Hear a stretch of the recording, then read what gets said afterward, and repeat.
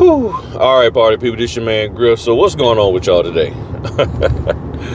Yeah, I've been rolling since 5 something this morning. I had 6:30 closing, got there, nobody's there, and we had to meet at what was it called, a grocery store, Harris Teeter.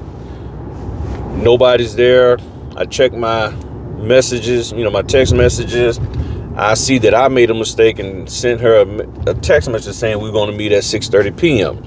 So I'm like, okay, I made a mistake. She's thinking 6:30 p.m. I'm going to just have to swing back over, let the signing company know, the error that was made. Then she calls me, finally contacts me. I'm at home now. I just pulled in the house, up to the house. And she's like, oh, no, I can be up there in about 5 minutes. I'm like, all right, I'm coming back. Because it was just easy for me to just go knock it out and everything so I could try to stay on schedule. And then come to find out that it was supposed to be at 6:30 in the morning. It was some other confusion about the time. But nonetheless, we got it done and all of that. So it can happen that way, I don't know. Yeah. And see, I'm so used to everything being in the evening. That's what I put down for the time. And I messed up. So we got that straight. And then, of course, I have my 9 o'clock appointment. So I'm rolling home and I'm calling them. I'm like, hey, I might be a little bit late. And then she said, how late? I'm like, maybe 15 minutes at that. I said, at the most 15 minutes. I said, got started an hour late on my 6:30 appointment, but don't worry about it. I said, we're going to get you taken care of. Plus, hers is barely 30 pages. So went in, got that done. It's 9:43. We got done in about 30 minutes. She just had to read through the documents. This is one of those situations where they hadn't sent her they hadn't really sent her anything. They hadn't sent her the, what is it called? The CD. They hadn't sent, it wasn't even in the closing package unless they forgot to put it in there. And so she didn't know what her final numbers was. They had some other documents in there she wasn't familiar with. So she had to read through some things just to make sure she was clear on what was going on, selling this property. And we got that done. So now I'm on my way home to try to put some kind of food in my stomach because all I had was a banana and water this morning. And then knock out my 12 o'clock. Okay, what's going on? Because that's coming up behind me. Fire truck. So I got a 12 o'clock, 3. Let me put her back at 6:30. Yeah, 12 o'clock, 3 o'clock, and then a 5 o'clock. And one of the closings, they gave me the wrong telephone number, so I gotta call them to confirm. And I'm still waiting on docs for one. So it all work out, but sometimes that happens. Sometimes you make a mistake and all that good stuff, but it'll flow. So stay vigilant, stay strong, don't give up, don't quit.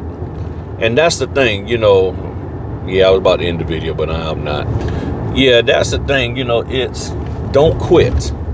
That's the thing, and you just never know when a hiccup, a foobar, as they would say, would happen. And it's like, do I just give up, get frustrated, and give in? No.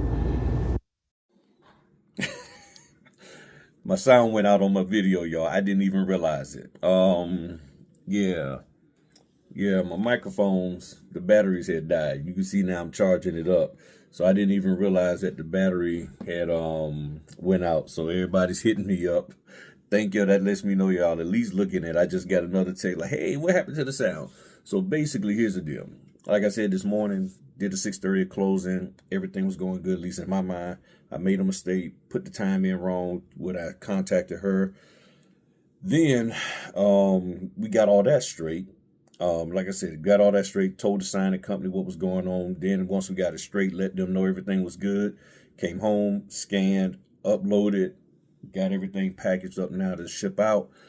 And what I was trying to get y'all to understand is that through this whole process of being a notary, being a business owner, there are going to be times where things are going to just crash and burn on you, but you can't crash and burn.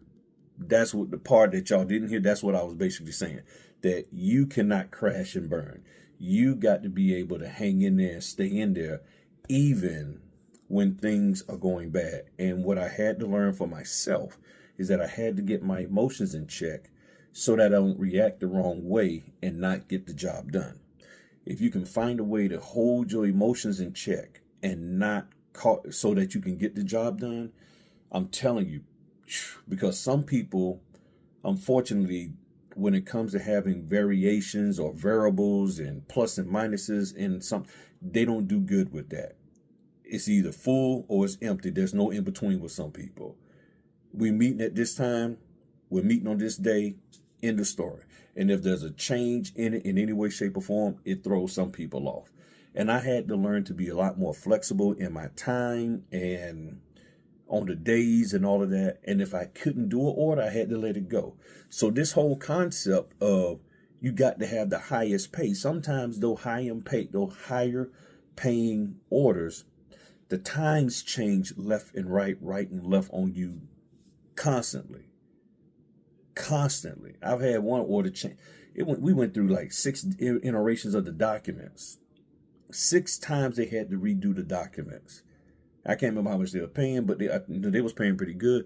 But the point is, you got to be able to adjust. And then sometimes you got to say, okay, you know what? I'm not going to be able to do that $200 order. I'm going to just take the $75 order. No, I got it done and I made some money.